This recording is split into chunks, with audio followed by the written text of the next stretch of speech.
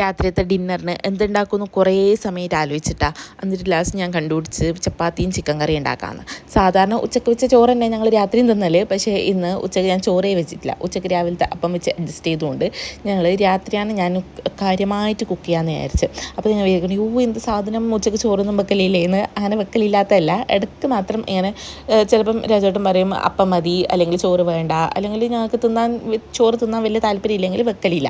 അങ്ങനെയാണ് കേട്ടോ. അങ്ങനെ ഇന്ന് രാത്രി ഞാൻ ഭയങ്കര കാര്യമായിട്ട് ഒരു ഇൻസ്റ്റാഗ്രാമെല്ലാം തപ്പിയിട്ട് കണ്ടുപിടിച്ച ഒരു റെസിപ്പിയാണ് ഇത്. ചിക്കൻ കറീൻ്റെയാണ്. അടിപൊളിയായിട്ടാണ്. ഇങ്ങനെ വലിയ കുറേ മുളിൻ്റെ പൊടിയെല്ലാം വാരിയിട്ടെടുത്താൽ അങ്ങനത്തെ പരിപാടിയേ ഇല്ല. ഭയങ്കര വെരി സിമ്പിളാണ്. പിന്നെ സൂപ്പറാണ് കേട്ടോ. നല്ലൊരു കുരുമുളകിൻ്റെ ടേസ്റ്റിൽ ഇഷ്ടമുള്ള ആൾക്കാർക്ക് നല്ലോണം ഇഷ്ടപ്പെടും. പിന്നെ ഇതിന് കുറേ ഉള്ളി വേണം, കുറച്ച് അധികം ഉള്ളി വേണം. വേറെ തക്കാളി അങ്ങനത്തെ കുറേ സാധനമൊന്നും ഇതിന് വേണ്ട കേട്ടോ. പിന്നെ കറിച്ചപ്പല നല്ല മണമല്ലേ, അതിനെക്കൊണ്ട് കുറച്ച് കറിച്ചപ്പലയും പൊട്ടിച്ചുകൊണ്ട് വന്ന് നല്ലൊരു റെസിപ്പിയാണ് ഇത്. ശരിക്കും പറഞ്ഞാൽ ചിക്കൻ കറി നമുക്ക് ചപ്പാത്തീൻ്റെ ഒക്കെയാണ് കൂടുതൽ ടേസ്റ്റ് ചോറിനേക്കാളും. അല്ലെങ്കിൽ പിന്നെ പൊറോട്ട അങ്ങനത്തെ എന്തെങ്കിലും വേണം.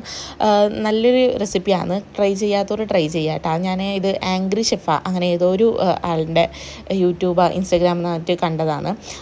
ഇതിലേക്ക് ലാസ്റ്റ് ഈ പൊടിയെല്ലാം വറുത്ത് വെച്ച മസാലയെല്ലാം കൂടെ മിക്സ് ചെയ്ത് അത്രയേ ഉള്ളൂ. വലിയ കുറേ പണിയൊന്നുമില്ല. ഒരു 10 മിനിറ്റിൽ പണിയായി. പിന്നെ ചപ്പാത്തിനെ പെട്ടെന്ന് ഉണ്ടാക്കി. ഇത് എളുപ്പത്തിൻ്റെ ഒരു പണിയാണ് കേട്ടോ. ചോറ് വെക്കുന്നതിനേക്കാളും എനിക്ക് ഈസി ചപ്പാത്തി ഉണ്ടാക്കുന്നതാണ്. ഇതാകുമ്പോൾ ചൂട് കഴിക്കാമല്ലോ. ആരിനും ഭയങ്കര ഇഷ്ടമാണ്. ഒരത്ത് നിൽക്കാൻ വലിയ പ്രശ്നമൊന്നുമില്ല.